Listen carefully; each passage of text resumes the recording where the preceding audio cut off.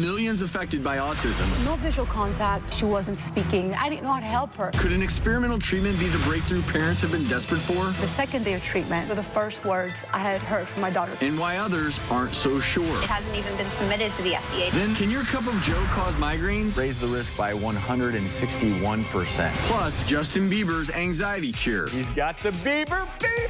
Yeah! That's today. An autism diagnosis can be devastating. And for one single mom, it has affected every single aspect of her life. The first time I realized something wasn't right was in infancy. I noticed Noam wasn't making eye contact. He was delayed, sitting up, crawling, walking. So I knew something wasn't right. Noam was diagnosed with autism at 26 months old. Life felt really bleak for a while. Being a mom with two sons is amazing. Noam is 12 and Asher is 9. My brother, he has special needs. He has autism, which means he can't talk, he can't control going to the bathroom. Sometimes he has tantrums if it's really severe. I don't really leave the house much with him because I don't want to deal with that in public. I know he must feel so much frustration in there, and I just want him to be able to express it. Because he has autism, it's not like we can play board games together or anything like that, but we're still brothers. He likes to play on the trampoline a lot, and I play on the trampoline with him. Being a single mom is a big juggling act. It takes a high level of strength and mental health to get through each day. Not really having any mode of communication is the toughest part. She does so much. She's a great mom. I love her very much. We still haven't found the intervention that's going to make the difference for him, but we do have this just fervent belief that it's out there. I would love to hear him say, "I love you, Mom." We have Leah joining us today, and thank you for being here and sharing your story. And off the bat, I'm going to say it is just so obvious how much love you have for your kids. And what has been the most challenging part, though, thus far? I would say the most challenging part is just the juggling act. Being a single parent of 2 boys, sometimes I have to remember to give them both attention. Asher can fall through the cracks, so we have to make an effort to have quality time with each of them as opposed to always being able to do things as a family unit. And what type of support system do you have? Well, I've been very blessed to have attracted this incredible nanny who is a godsend. I call him my own Mother Teresa because I don't know what I would do without him. He loves the boys like his own. He's become a father figure, and we're so blessed to have his support and his help. What's his name? Alan. Shout out to Alan. Those pictures are beautiful. What hope do you have for Noam's future? What would that look like in the best possible way? Well, I'm a very spiritual person, so I like to believe in, the sky being the limit, and I'd love to see him leading a completely typical life. But for sure, having speech would be a dream come true. I think that's a big source of frustration for him is that he can't communicate his preferences. So just to hear him say what his wants, his needs, his desires are, I believe that's just a God-given right for all of us to have that gift of expression, and I want that so badly for him. And I think anyone watching our show realizes that every child with autism presents differently, and how you treat them and how they progress, it's different. So on our show, we're always thinking about new possibilities. And I want to introduce everyone to someone in our audience, Dr. Spencer Miller, because Dr. Miller, can you tell us a little bit about a unique treatment that you offer that may have some hope, and certainly for a mom like Leah who feels out of options, and it's called MERT. Right. Can you tell me what that is and how it works? Yes, so MERT is an emerging technology. It is experimental in some regards that actually tries to reprogram abnormal electrical signals in the brain. We measure the electrical signals using a quantitative EEG, so it's a very simple, common used practice in neurology, where we put a cap on the head and look at where abnormal signals are coming from. We then turn around with that data and use these electrical signals to send back in the brain and try to attempt to re-attenuate or to modulate these brain signals.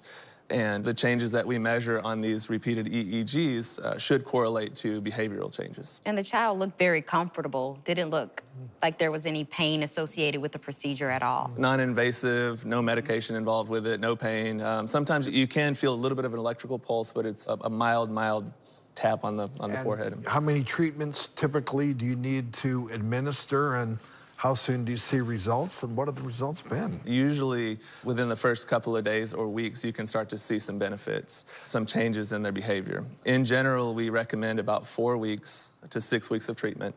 The treatments are every day, 30 minutes or so. So they come to the clinic, get the stimulation, and go about their daily business. So some children will have significant behavioral changes very early. Some will take longer to get results. You know, this is all new. And like I said, it's kind of evolving over time. In your experience, what kind of results are you getting in terms of the number of kids who are showing a benefit, a change in behavior? Do you have a number or percentage?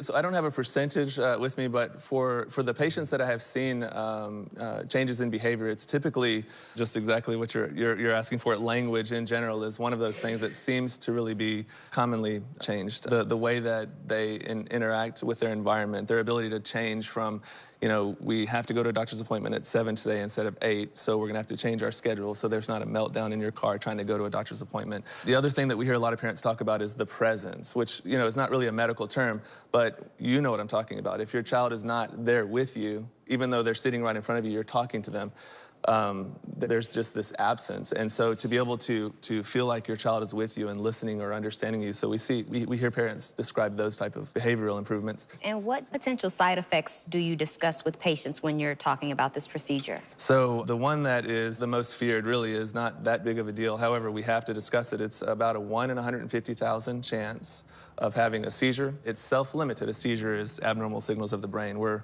reprogramming the brain, so you can imagine that that's a potential. But the seizure that would occur would be self-limited. You stop the stimulation, the seizure goes away. And I don't know of any cases where treatment has been administered and caused a seizure that then results in epilepsy or the epilepsy syndrome, where you have continuous seizures throughout your life. So I don't know of that to be the case. So, to me, really exciting. Acknowledging, however, that it is still experimental. And right now we have clinical neuroscientist Dr. Lindsay Oberman joining us today via Skype to weigh in. And you've heard our discussion, and I think you're also well aware of how frustrating it can be for parents trying to find anything that might help. What's your take, as we've been discussing this, in terms of treating autism with MERT, and where do you stand on the issue? So I've been using TMS and other brain stimulation tools. MERT is a form of TMS, transcranial magnetic stimulation. I've been doing this for about 15 years. And in the individuals with autism, both adults and children. And TMS and MERT uses a very large magnetic field, where we know that magnetic field can modulate brain networks and brain circuits. The question remains as to what brain circuit do we want to modulate, and in what way that will lead to a positive change in terms of behaviors. So we want to be improving language. We want to be improving things like reducing the meltdowns or improving social interaction or presence, as he mentioned. But what types of protocols with types of brain stimulation do we need to put in to do that is still unknown. So the concern as a research field that we have is that there's only been one single, very small scale clinical trial in individuals with autism. It was adults, in fact, that showed very small improvements over a placebo control condition where there was no magnetic field at all. And so the concern we have is that there's just not this scientific evidence base out yet. The FDA has not approved it. It hasn't even been submitted to the FDA because the trials have just simply not been conducted. So we are hoping that those types of trials can be done and will be done. But until then, we are just simply not recommending that it be used clinically. And I know it's still experimental and you're still learning, but just based on the experiences you've had, is there a way to tell which autistic children are more likely to respond to treatment? No, so there are metrics that are trying to be identified, whether it be EEG or MRI or other brain-based metrics, to try to say this person will be most likely a responder to TMS or drugs or behavioral therapy across a number of disorders, depression, anxiety, other disorders as well. And that metric has, again, unfortunately not been identified as of yet. I think this is such an important topic, one we will continue to discuss. Let's take a break. Coming up, We need to all demand that clinical trials are done in a way where parents have answers. We don't like our children to be guinea pigs. then As time passed, it became worse. It was like a jail that she was trapped into. No visual contact. She wasn't listening to her name. Her sister started speaking. She stopped speaking. Our family was in so much pain. that's coming up.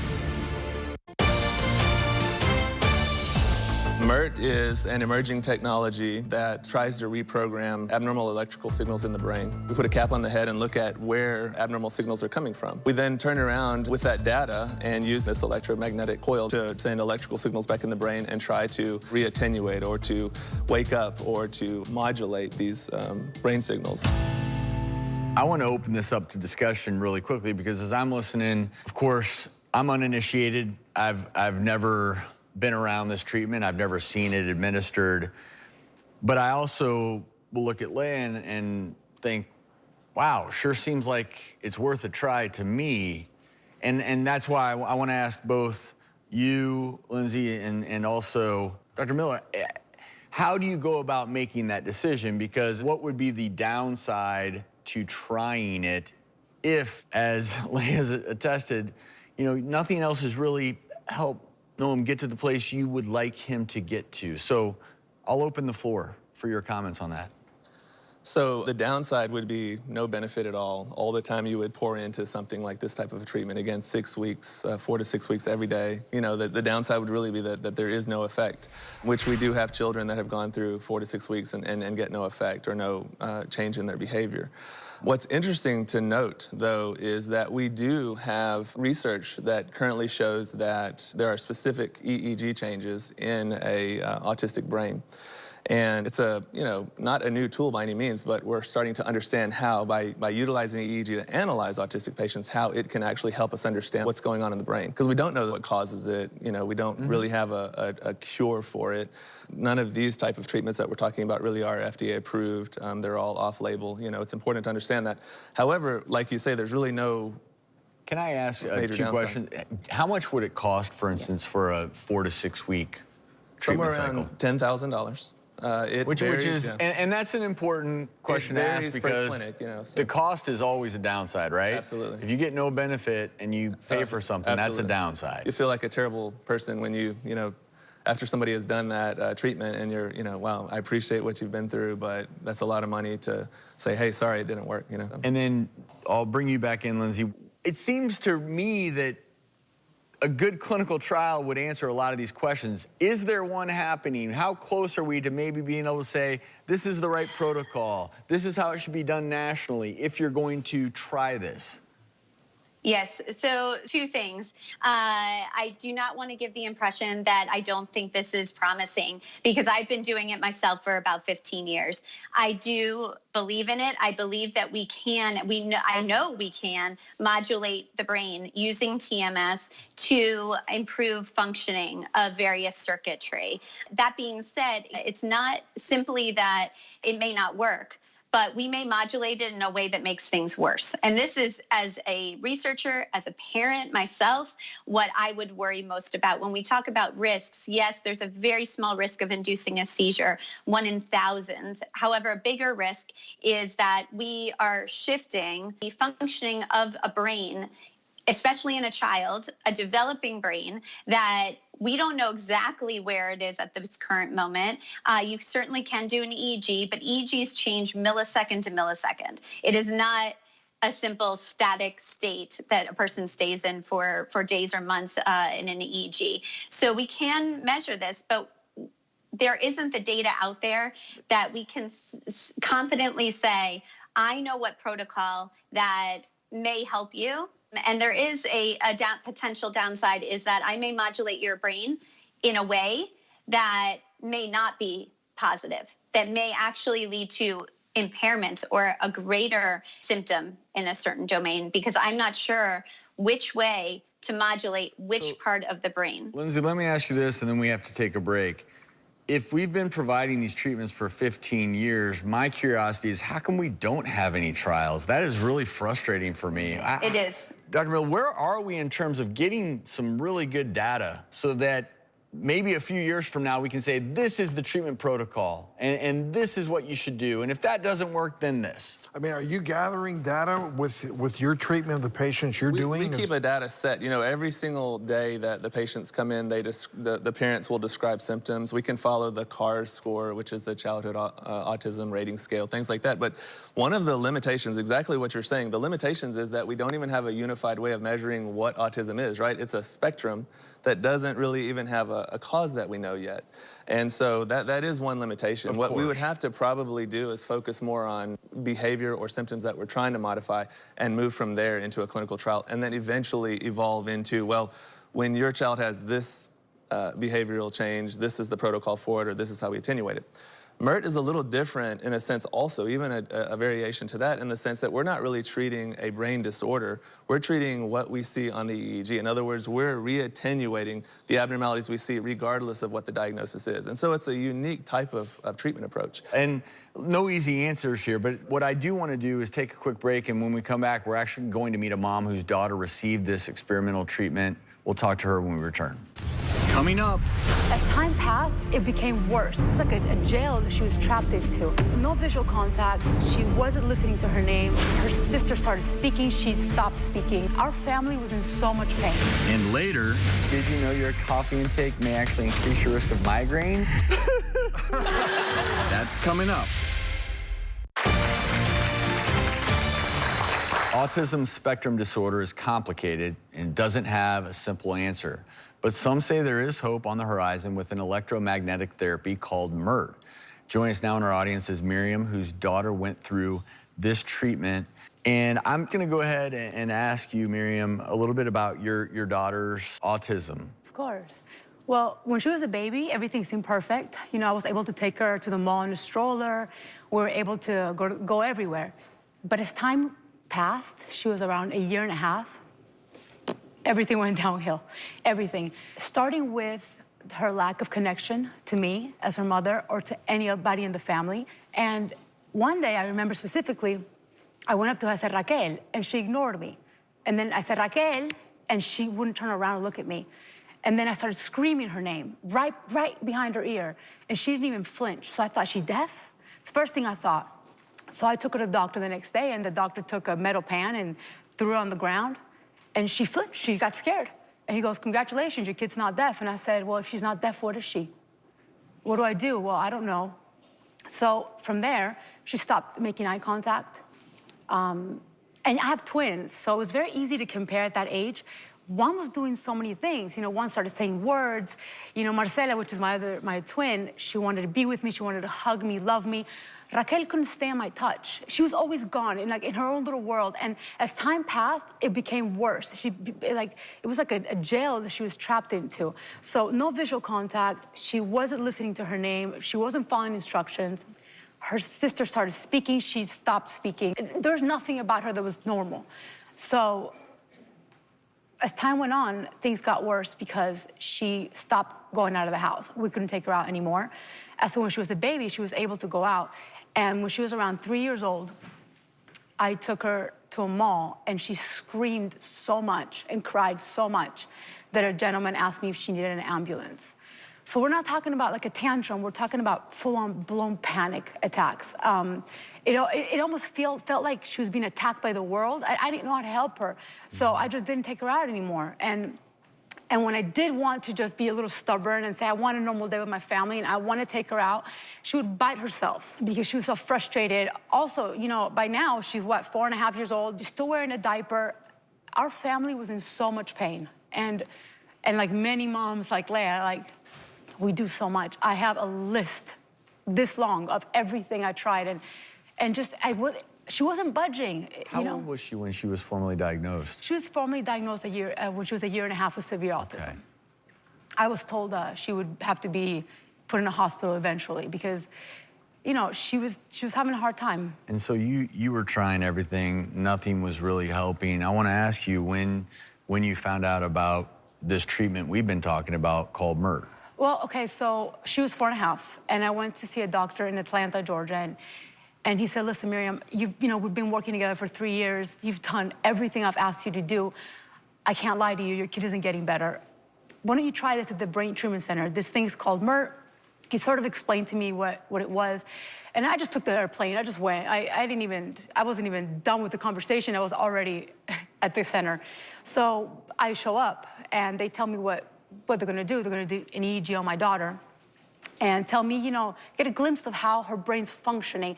And I have to say, that day alone, for me, it changed my life, because you go to so many doctors with your autistic child, you don't have many answers. There's not much research out there, like you said, you pointed out. They were able to tell me who my daughter was. They were able to tell me about her attacks, her anxiety, why she wasn't speaking. It's just, I got answers for the first time just about her brain. You know, not even about anything that had to do with her diagnosis. Here's your kid's brain. And it just felt so good to have that validation that, okay, I'm not crazy, this is not normal, you know? What happened after MERT, it just changed our lives. Coming up. My daughter grabs my shoulders and she parts me like this and she shakes and she goes, and then she hugs me. And then she parts my shoulders once again and she goes, and then she kisses me. It was the happiest day of my whole life. Then, here's some video of Raquel before the treatment. That's coming up. Closed captioning provided by... We are back talking about autism spectrum disorder and the experimental treatment magnetic E-resonance therapy, or MERT for short. On our audience is Miriam, whose daughter went through this treatment. Miriam, what changes did you see in your daughter after MERT? At 4.5 years old, I was gonna throw in the towel.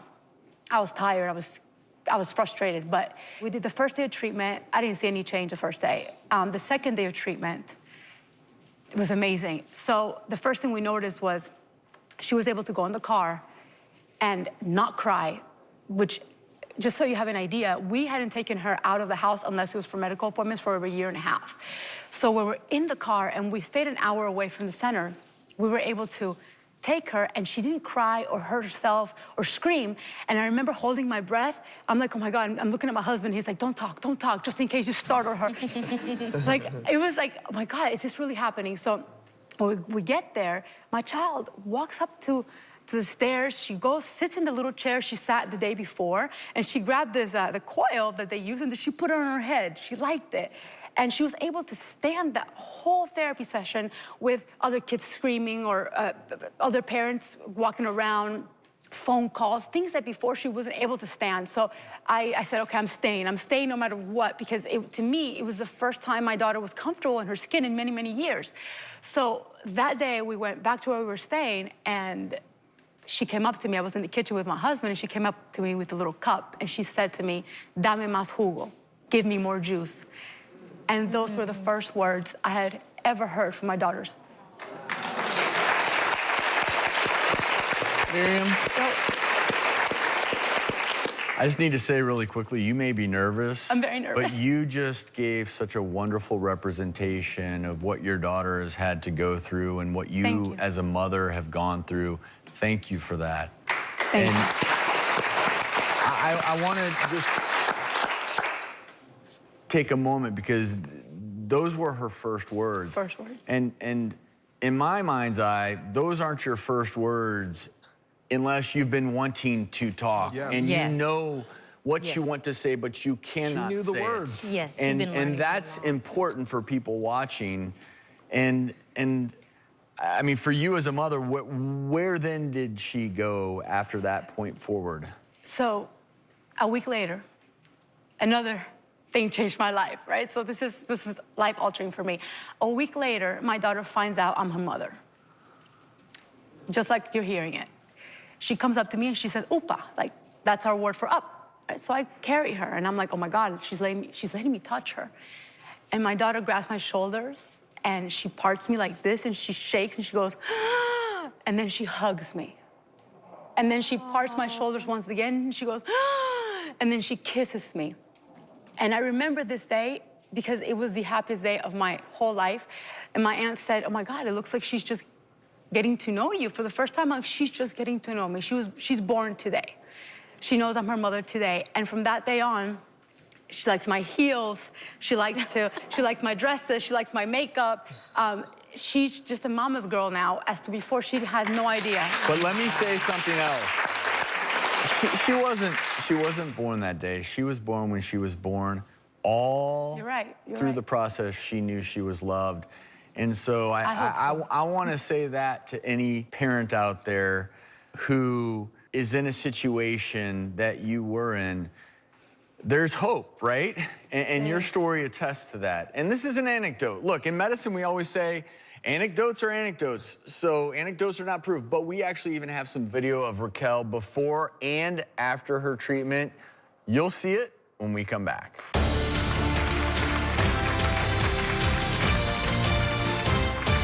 Coming up. My daughter is autistic. She'll always be autistic, but I am proud of that. My dream is her independence and her be able to say, this is who I am. Before the break, we met Miriam, whose daughter has tried MERT. Here's some video of Raquel before and after the treatment. Y la cabeza, abre la cabeza. Enséñame la cabeza. ¿Dónde está? A ver, ¿dónde está? ¿Dónde está la cabeza? ¿Dónde está? ¿Dónde está? Ven, di, Marcelita, Marcelita. Marcelita. Papá, te amo. Papá, te amo. And I mean, Miriam, it's like a miracle. I mean, it really is. I get chills seeing that. Does she just continue to get better, or? She did. She did. So after we were almost done with the month, I told my husband, I want to go to Disney. He goes, you crazy? I'm like, we did the mall. You're happy. She's happy in the mall. We did the park. She's happy in the park. I said, I want to go to Disney. I need to go to Disney. Like, I need to know that my daughter can be in the happiest place ever, and with all the sensory information that she couldn't stand before because she couldn't handle anything. And so we went to Disney, and she rode the carousel, and she enjoyed it. And her family felt whole for the first time. And she has gotten so much better because now she's 11, all right? And so my daughter goes to a regular school. She's above her class in math. She made her first friend this year. To me, that is like, it's a miracle on its own, you know? She can go anywhere with us. You know, she loves airplanes. If I'm leaving, she's like, I'm coming with you, right? You know, she's part of her family. And yes, you know, my daughter is autistic. She'll always be autistic, but I am proud of that. My dream is her independence and her be able to say, this is who I am, and I'll be so proud that she can do that. Her speech still needs catching up to, you know? She's 11, she started her first words at 4.5, but she can definitely do so much more now than she did before. She's able to like, let's say I went on a trip, that same day I decided to leave, and she was like, wait, you're leaving all of a sudden, is everything okay? For her to be able to understand these things, like, I never thought possible. And I wanted to go back to you, Leah, because you've been listening to this story, and you earlier said one of your greatest hopes is that you could just hear Noam say a word. How are you feeling now listening to Miriam's story with Raquel? I mean, just extreme excitement. You know, for whatever reason, I've been wired in such a way that since day one, I've had hope, even if I didn't know what would our answer would be, but I knew it would come. And hearing stories like yours, I mean, I've been tearing up this whole time. I'm trying to keep it together right now. So it's extremely exciting. And as host of this show, I hate my position sometimes because I always have to be the voice of reason. And in fairness, we could have had a parent here whose child had MERT and said, you know what? Nothing changed. And I think that is important, okay? And the reason I think that's important is because that's why people in the scientific community say stories are powerful, but you just have to acknowledge that not everyone's going to get the same response. And yet, I look at you, Leah, and I see a mom who is desperate for potentially anything. And we don't know officially, formally, if this works, but if it's something that you would like to try, and Noam is a good candidate, Brain Treatment Center in Newport Beach is offering you a full month of MERT treatment at no cost to you. And Igala and the Free Rein Foundation are going to offer Noam 10 sessions of equine therapy, and Zeba Nasab of Holding Hands, Inc. are offering 24 sessions of music therapy, and that's all at no cost to you. As you told your story, Miriam, about Raquel, what was amazing for me is you couldn't see the people behind you, but every single person behind you was transfixed with the story that you were telling, because it was the story of a mother who was meeting her daughter for the first time. And that's powerful stuff. And so there's hope. There's always hope. Before we close out, Lindsay, I want to thank you for being here, because I think what's beautiful and what we often forget about is we don't have the treatments we need. We don't have the understanding, but there are people like Lindsay out there and Dr. Miller who are working tirelessly trying to provide whatever therapy might be beneficial. So I thank you, Lindsay. I thank you, Dr. Miller. And the other thing I would just add is we would love to follow along your journey with Noam, and I think hopefully continue this conversation. And it can almost be dangerous to talk about autism, right? Because there's so many emotions tied up in it. And this today, I feel like stories were told that hopefully people understand what you go through as a parent, and maybe, just maybe, there is hope. And that's all we can have right now, right? Yeah. So please keep us posted. And we are praying for you and your family. And Miriam, give Raquel a huge hug from all of us here at the Doctors. Thank you. And thank you again for sharing your story. And we're gonna have more information on our website in terms of MERT therapy. We're also gonna have some information about therapies out there, behavioral therapies that have shown some benefit for children on the autism spectrum disorder. I think this is such an important topic, one we will continue to discuss. Let's take a break.